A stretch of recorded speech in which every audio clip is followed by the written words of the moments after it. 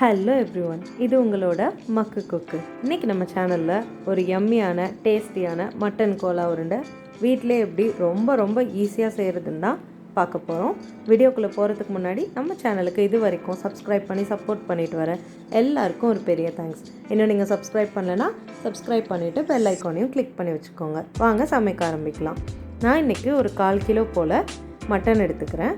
Phone இல்லாத mutton எடுத்துகிட்டு அதை வந்து மிக்சியில் இந்த மாதிரி மின்ஸ் பண்ணி எடுத்துக்கோங்க. ஒருவேளை உங்களுக்கு கீமா மட்டன் கிடச்சிதுன்னா அதையும் நீங்கள் வந்து 1/4 கிலோ எடுத்துக்கோங்க. இப்போ இது ஓரமாக இருக்கட்டும். மசாலா ரெடி பண்ணுறதுக்கு ஒரு மிக்சி ஜாரில் 1 டேபிள் ஸ்பூன் போல் சோம்பு சேர்த்துக்கோங்க. இது கூட வாசனைக்காக ஒரு சின்ன துண்டு போல் பட்டை, 2 கிராம்பு, 1 ஏலக்காய் இதை சேர்த்துக்கோங்க.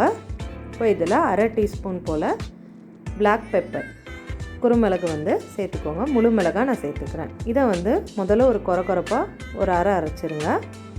அரைச்சாச்சு. இப்போ இதில் ஒரு கொத்து போல் கருவேப்பிலை எல்லாம் சேர்த்துக்கோங்க. இதுக்கப்புறமா ஒரு துண்டு இஞ்சி, ஒரு 1 இன்ச்சு போல், அப்புறம் 2லேருந்து 3 பல் பூண்டு சேர்த்துக்கோங்க. காரத்துக்கு ஏற்ற மாதிரி வரமிளகாய் சேர்த்துக்கோங்க. நான் 1 மிளகாய் சேர்த்துக்கிறேன். இதை வந்து கொரப்பாக அரைச்சி எடுத்துக்கலாம். இதுதான் நம்மளோட பேஸ் மசாலா. இந்த அளவுக்கு அரைச்சி எடுத்து வச்சுக்கோங்க. இப்போ ஒரு பேனில் நல்லெண்ணெய் 1 டேபிள் ஸ்பூன் போல் ஊற்றி சூடு பண்ணிக்கோங்க. இந்த நல்லெண்ணெய் சூடானதுக்கப்புறமா இதில் நம்மளோட மின்ஸ் பண்ண மட்டன் இருக்கு இல்லையா, அதை வந்து சேர்த்துக்கோங்க. இப்போ வந்து இந்த நல்லெண்ணெயில் நம்ம மட்டனை வந்து நல்லா குக் பண்ண போகிறோம். ஏன்னா உருண்டை பிடிச்சி நம்ம போடும்போது மட்டன் குக்காக இருந்தால் ஈஸியாக வந்து ஃப்ரை பண்ணிடலாம், இல்லைன்னா உள்ளே வேகாத மாதிரி இருக்கும். ஸோ நான் ஃபஸ்ட்டு வந்து மட்டனை குக் பண்ணிட போகிறேன். இந்த மட்டன் வந்து நமக்கு கீமாவாக மின்ஸ் பண்ணியிருக்கிறதுனால டக்குன்னு சீக்கிரமாகவே குக் ஆகிடும். இப்போ பார்த்திங்கன்னா லைட்டாக ஒயிட் கலர் ஆக ஆரம்பிச்சிருக்கு. இது இதே மாதிரி ஃபுல்லாக ஒயிட் கலர் ஆகணும். இந்த ஸ்டேஜ் வந்தப்புறம் மட்டன் வந்து தண்ணி வெளியில் விட ஆரம்பிக்கும். இந்த ஸ்டேஜில் நம்ம அரைச்சி வச்ச மசாலாவை உள்ளே சேர்த்துக்கோங்க. இப்போ இந்த மசாலாவும் நல்லா பச்சை வாசனை போகிற வரைக்கும் நல்லா குக் ஆகும்.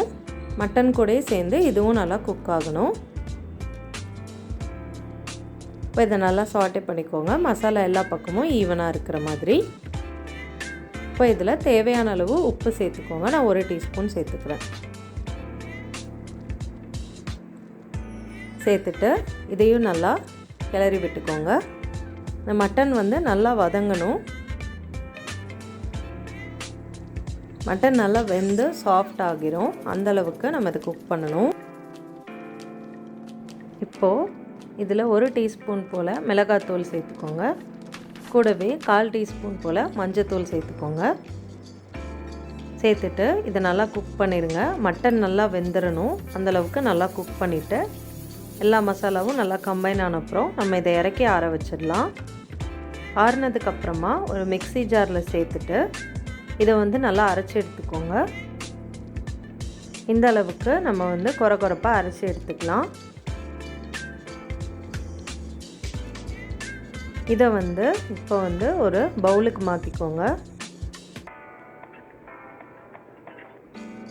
இப்போ ஒரு பாத்திரத்தில் சேர்த்துட்டு இதில் ஒரு பெரிய வெங்காயத்தை நல்லா எவ்வளோ பொடியாக முடியுமோ அவ்வளோ பொடியாக நறுக்கி சேர்த்துக்கோங்க.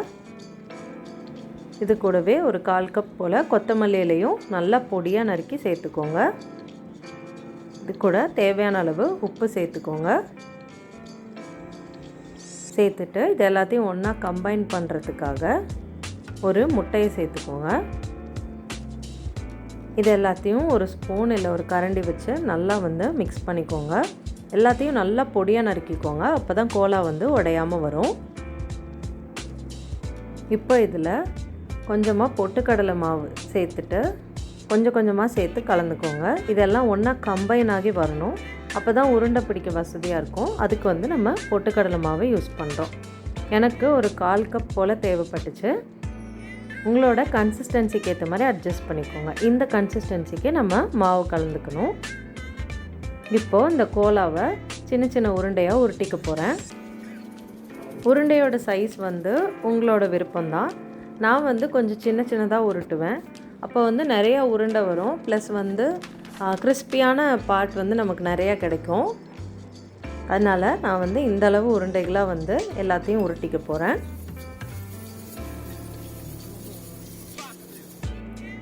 இப்போது கோலா எல்லாமே உருட்டி முடிச்சாச்சு. இதை வந்து இப்போ பொரிக்க ஆரம்பிச்சிடலாம்.